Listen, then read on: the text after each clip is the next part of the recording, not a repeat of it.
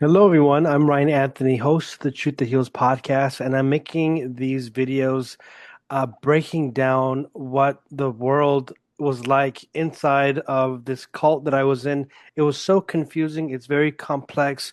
And the thing is that it's not just one group, there are several groups. And I might have mentioned this before. Now I kind of hesitate to say the Afi cult because Afi is just really the laity, and they pray together and use some of the books provided by the THMO. THMO standing for Two Hearts Media. Who runs the Two Hearts Media? The Sith Sisters. Who runs the Sith Sisters? It's Father Bing and Mother Agnes. But so it's very confusing, and they use all these different names, group names, identities. So it's very hard to nail it down. And if I just say AFI, I mean the people who are involved in AFI have no idea what's going on in the background. So real quick, I remember a few years ago when I was starting to talk about the Affy cult, somebody in one of my comments said, "Well, maybe this is a good cult because what I'm seeing is nothing what Ryan is describing."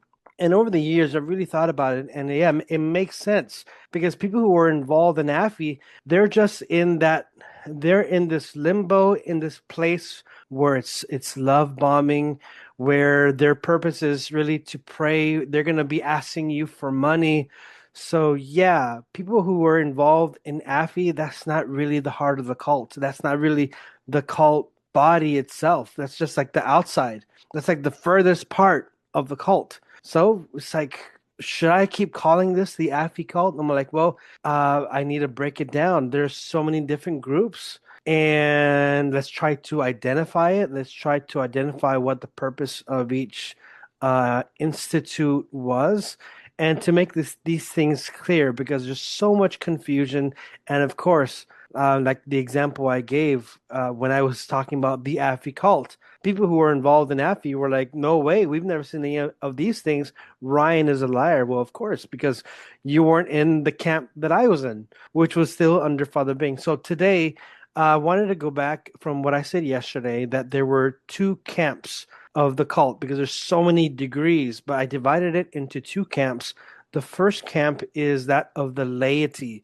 Now, the second camp is consecrated life. So, with the first camp, the laity, again, it starts off with the participants. You're invited to an event, then going to have you to be active in some little way, or if you can volunteer, then they'll be asking you to give some money. And then they'll invite you to become a third order, which is something very exclusive. And of course, they want people who are prayerful. But let's say, from the third orders, you become a third order. It's very close to the closest you can get in Father Bing's world. This is the closest you can get to the consecrated life. Now, in the consecrated life, that'll be like a religious community in the church, the Catholic Church. You have different Catholic communities. You have like the Franciscans, Jesuits, Trappist monks. You have a variety. So for Father Bing, consecrated life was very special. Those who are in the married life, it's nice. In Father Bing's world, it's good. Marriage is good, but sex is not the highest calling. Consecrated life, that's the real calling. Everyone should strive to enter into consecrated life because, as Father Bing would say, and he would get like some random book and he would use these quotes. He said in this one book by Stephanie, by some guy, he says, this guy said, 90% of the saints are religious, are consecrated souls. So, therefore, the best chance you have to going to heaven and becoming a saint is becoming a religious. So, anyways, I'm just trying to bring this up so you understand Father Bing's mentality, his vision, and also how married life, family life, even though with the AFI events, they'll say, "Oh, we really support the family. We want to bring a holy family in the church." It really seems that the main goal is to recruit people to follow Father Bing and to also brainwash married couples, families into thinking that they have to leave their family, or they have to, instead of making your family priority, now you have to make Father Bing your new priority. So let's get into the second camp, consecrated life, and I'll be giving my life experience, my examples, to make it clear. So first off, why did I join? I joined at the age of 16, 17. And I say 16, 17 because it was at 16 when they were recruiting me. And then the next month I turned 17. But I was invited to one of the AFI events, and that was Adore 2003, and then again Adore Eucharistic Congress in 2004 in Nebraska. And I'm going just really to participate, have fun, and I'm also volunteering. I really enjoyed it. So this is like in that level, there's nothing really culty yet. It's really just getting to pray and do good activities. But like I've mentioned in other videos, their motive, sadly, or Father Bing's motive, the leadership's motive, isn't to bring people closer to God. It's to recruit. So yes, I go to Adore 2003, 2004, and I'm hearing all their talks, especially Father Jay's talks, and it's like over and over again, you're hearing the importance of consecrated life, of religious life. Also, that if you miss this, if you're being called to this way of life and you don't answer, that you're going to be missing out and that you're saying no to God. And it's also bringing the spiritual abuse because you're using spiritual things like vocation, prayer, but now you're twisting it to make it to combine it with guilt. So it's like if you don't answer God's call, he's not, you're going to be saying no to God. So it's really giving this pressure. So I joined after attending these Adore retreats because I really felt, wow, God is calling me. If I say no to God, I'm going to be missing out. How can I say no to God? And they really put this pressure upon the person. And I remember talking to Father Jay and saying, yeah, I'm ready to join. I would love to join. Okay, then so come on. And I had to tell Father Jay, well, hold on, can I at least go home and settle some things? Well, what do you have to settle? Well, I'm still in high school.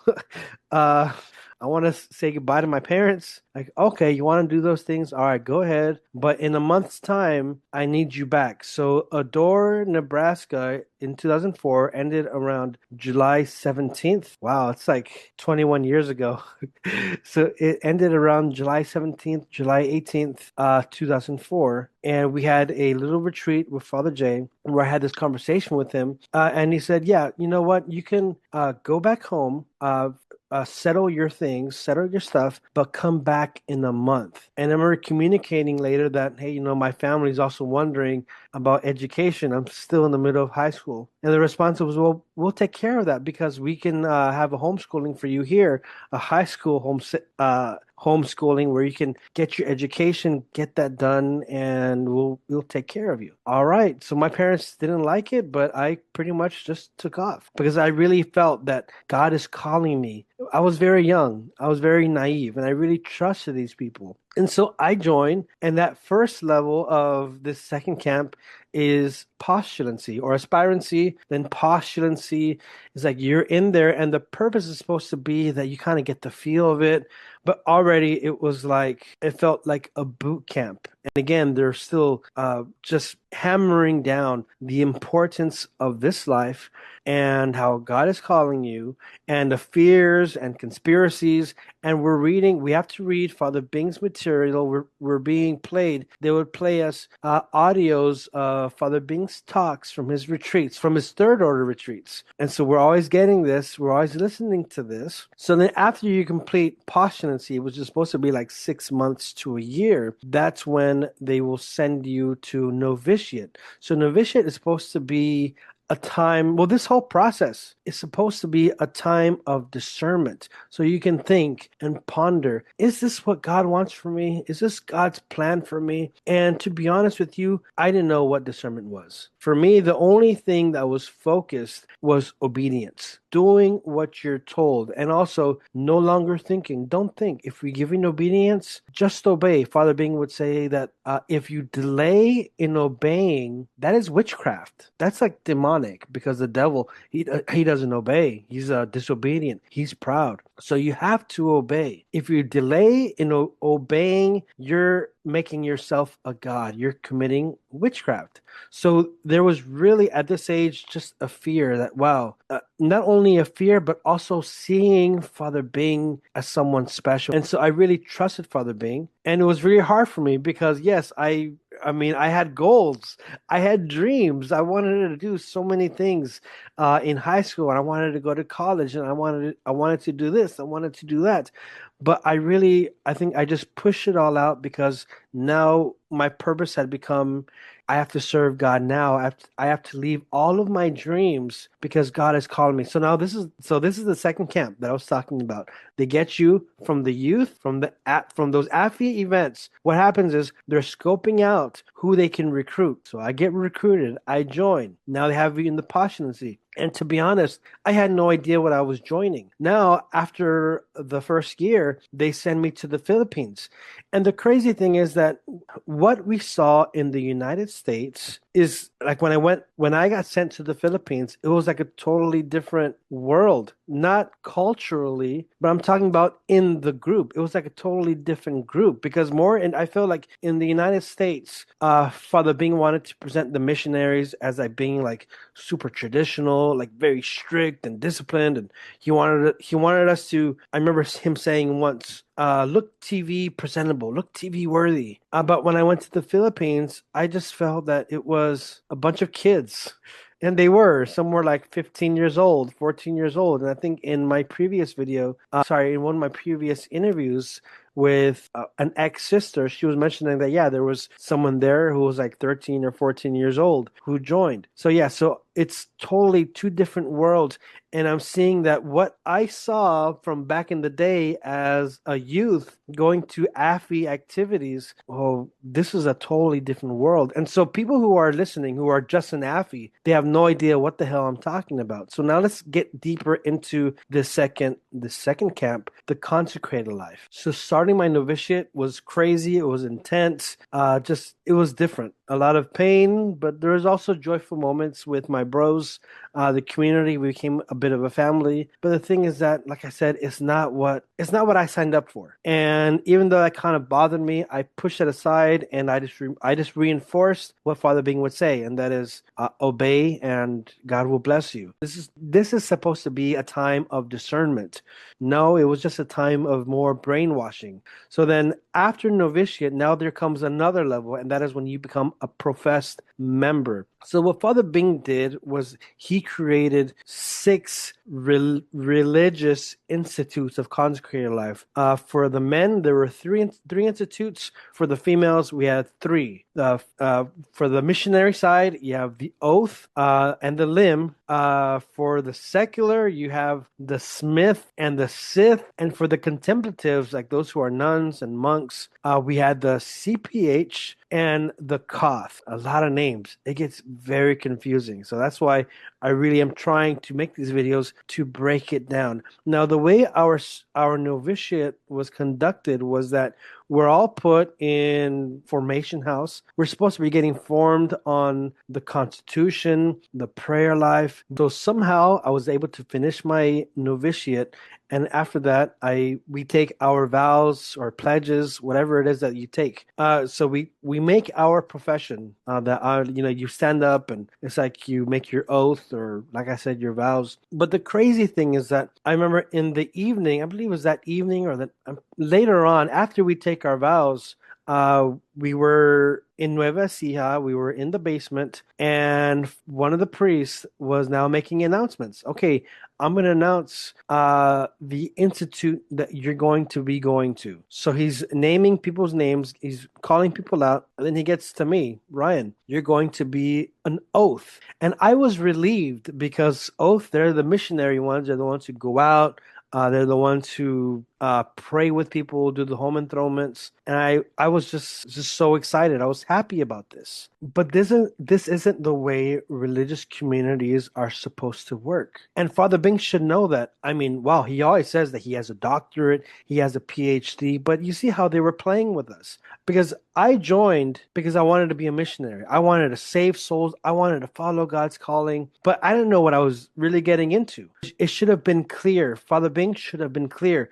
Okay, people, you're going to be joining this. This is what we do. This is what we don't do. This is how it works. There was none of that. It's like, oh, you want to join? All right, come on. And along the way, we'll kind of like make things up and we'll see what happens. So what happened was I got placed in the oath, thank God, because I mean, I think it would have been a very different story if I didn't. But I remember that some people were called up. For example, Timmy, just make up a name. Timmy, you're going to be with the CPH. Now, CPH were the monks. They're cloistered, put away, and they don't speak to people. But the thing is that if you have been preparing yourself to join one thing, and then under obedience it's like you go in a different direction, as a spiritual director, that's very careless, because you have people under your care, Father Bing, and instead of being honest, transparent, you put people through this mind confusion. Then Father Bing would always talk about, oh my gosh, Lord, I pray, Lord, that people don't leave, because when they leave, they're hurting your sacred heart. And you'd always make these talks with us. I mean, third orders aren't going to be hearing this stuff, but all these talks about, how sad he was and how much pain he felt because people leave their vocation. So he'd always make it like, this is now your identity. Now you're here. Now you can't leave, because if you do leave, it shows that you don't really love God. Well, first of all, who are you to be saying that? And you should have really made it clear what it was that you're doing. So many young people, men and women, so many families trusted you. So many people believe in you, and then you recruit them, sometimes to be, like, say, a third order, or to be a brother, to be a sister.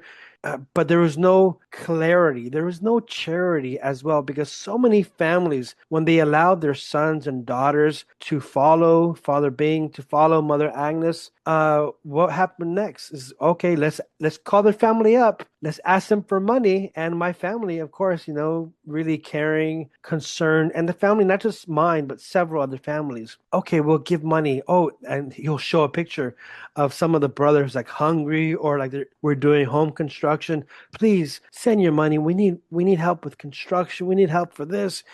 Where did the money go? I don't know. All I know is that Father Bing liked to travel a lot. Oh, but he's doing missions. Well, okay, but I mean, what's your priority? Is your priority being a missionary? I'm a AFI spiritual director. What about your community? You had 6 institutes, and we followed you blindly. We obeyed you. And so from there, it should be in the church, in the broader sense, in the Catholic Church. If you join a religious community, yes, you can take vows or pledges, but then they're temporary. And the thing with Father Bing's group, which I didn't know until later on, was that it wasn't even recognized. He made it seem like, oh, if you want to leave, you have to go to the Vatican, you have to get a special approval. But no, this is no joke. And those who left, they're in mortal sin. It's like, bro, your community isn't even recognized by the entire Catholic Church. Your community is just going through the freaking phases, and he would be putting this pressure. And I've heard later on, not myself personally, but I've heard that there were some bishops or canon lawyers who are mentioning you to other ex-members. You could have left whenever you wanted. Oh, but I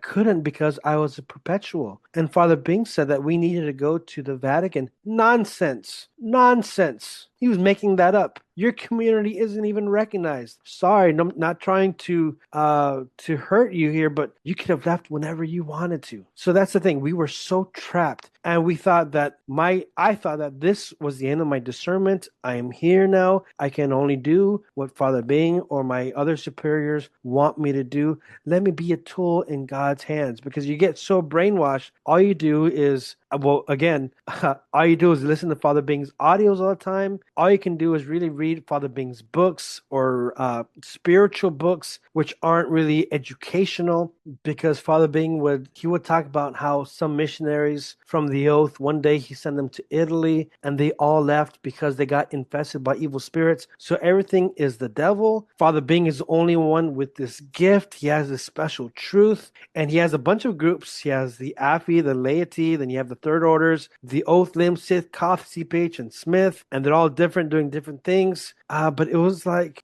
it wasn't transparent, it wasn't honest. And entering the consecrated life, I try to join with love, and I try to do it as cheerful as I could, try to do it my best. But then it's like, what happened was, because I mentioned in the broader church, like, you can leave if you've done your vows, you've done your time, especially, and it's not for you. You discern that this isn't for you. Okay, enjoy your life. We wish you the best. Have a good time. No, but for Father Bing, it was like, oh, no, you cannot leave. and then they would punish people. Sometimes they'd lock them up, or sometimes they'd kick their ass by whipping them, or maybe there's some other punishments I'll be getting into. But it wasn't free. This wasn't a place that was free. So yes, I I can't say that this place was a loving, God-loving place. I feel that this place was based out of fear, not fear of the Lord, but fear of Father Bing, fear of Agnes, fear of getting our asses kicked.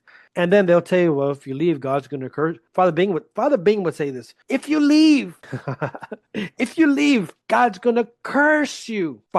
He would say, Saint John Bosco. He said that God will bless the family. If a son becomes a priest, he will bless that family to the seventh generation. But if you leave, he will curse you. So it's like, golly, like why in the world am I going to leave this place?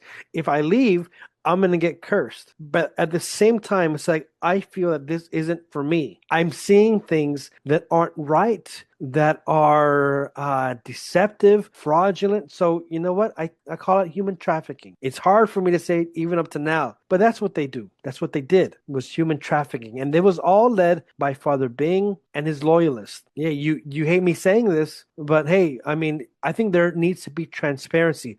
People in the audience, especially those who are ex-members or those who may have family members there, they need to know. And I'll be making more videos also describing the history, because these six institutes, there was a bit of a separation because the Vatican did get involved, not as much as I wish, but there was some involvement where there was a split where one group, Father Bing's side, decided to be culty, decided to be very culty. The other group is putting in the work to make things healthy, to get away from that culty side, and they still have that vision of serving God, of helping people, maybe praying with people, but I'm trying to make a distinction where one group is just so set on being obsessed with Father Bing and obeying him and seeing him like as somebody super special. And you see the other group has been really trying to remedy, to help make the environment a place where you can truly pray. So anyways, that is it for this video. I know I went kind of long,